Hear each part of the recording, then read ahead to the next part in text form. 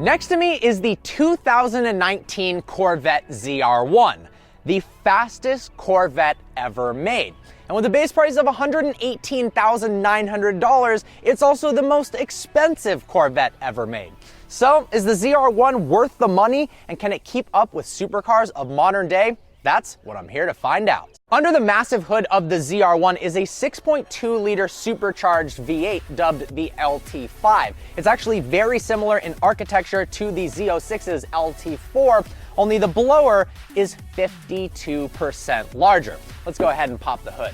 In fact, the new 2.65-liter blower was so big that they needed to completely redesign the hood in order for this to fit. And in order to keep up with the amount of fuel required for the ZR1 at full load, not only does this have direct injection, they had to supplement it with port injection as well. All combined, it results in a massive 755 horsepower and 715 pound-feet of torque. Oh yeah, and a top speed of 212 miles an hour. Around back, we have a newly designed quad-tipped exhaust that makes this ZR1 the loudest Corvette ever made. And under full load, when the exhaust is heated and up to temperature, it shoots massive blue flame. Now you'll notice this wing is a little bit small for the ultimate track Corvette. That's because it's one of two downforce options that Chevy calls the low wing. The other one is the high wing, and that produces 60% more downforce than the current Z06 with the same levels of drag. It's also fully adjustable up to 5 degrees. If you look at the rear window on the ZR1, it's actually made up of a ton of tiny Corvette logos that forms this nice gradient. Do they have to do that in the rear window? Absolutely not, but it's pretty cool that they did. The front fascia on the ZR1 now has 3 air intakes instead of 1. That helps feed air over the newly added radiators. In fact, there are 4 additional radiators over the Z06 for a total of 13 heat exchangers. That's actually 3 more than a Bugatti Chiron has. Cooling was a huge issue on the Z06 when it was first released, and Chevy didn't want to make the same mistake again.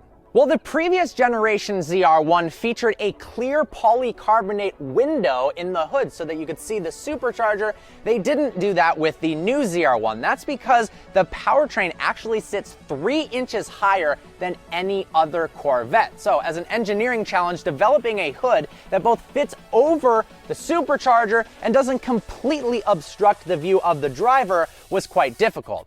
Come around to the side of the ZR1 and you'll notice the massive wheel arches. These are actually half an inch wider than the Z06 to help incorporate the wider 10.5-inch front wheel. 2 85 section tires on the front, 335s out back with Michelin Pilot Super Sports. Is that enough to tame 755 horsepower just to the rear wheels? We'll find out. The side profile of the ZR1 actually looks very similar to the Z06, minus this large carbon fiber vent here. Doesn't have that Z06 insignia, looks a little bit cooler.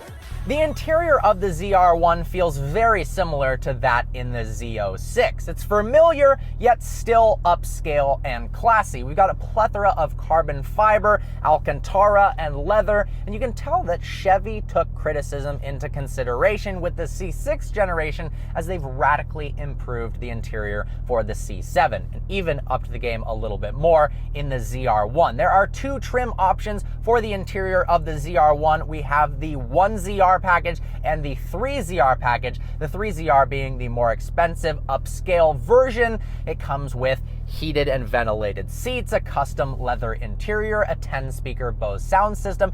ZR package, you also get 11 interior color choices instead of just 1 in the base package. And because this is a ZR1, you have tons of space in the back like all Corvettes. I love the fact that this is a full-fledged supercar yet you can also carry around a lot of luggage. 15 cubic feet of space. Let's compare that to the GT2 RS, another car that's close to this one in its competition on the track.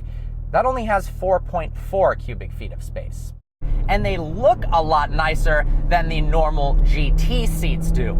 If I had to describe the driving experience of the ZR1 with one word, it would be brutal. Whether it's the sound or the acceleration, everything about the ZR1 is intense and raw.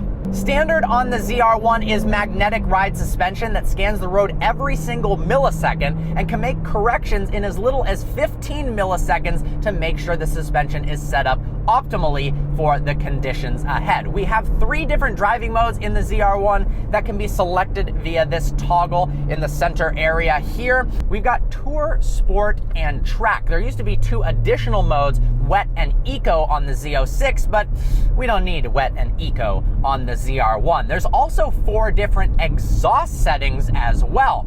There's Tour, Sport, Track, and Stealth mode. Please never use Stealth mode.